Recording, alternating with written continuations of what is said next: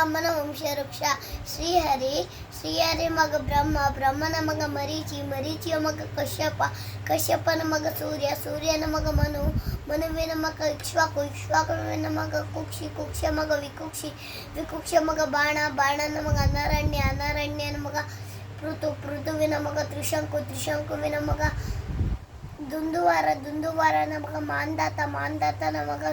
ಸುಸಂಧಿಯ ಮಗ ಧ್ರುವಸಂಧಿಯ ಮಗ ಭರತನ ಮಗ ಅಶೀತನ ಮಗ ಸಗರನ ಮಗ ಅಸಮಂಜಸನ ಮಗ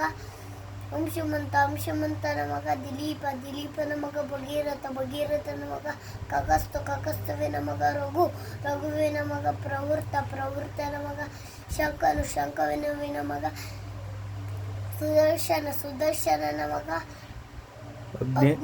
ಅಗ್ನಿವರ್ಣನ ಮಗ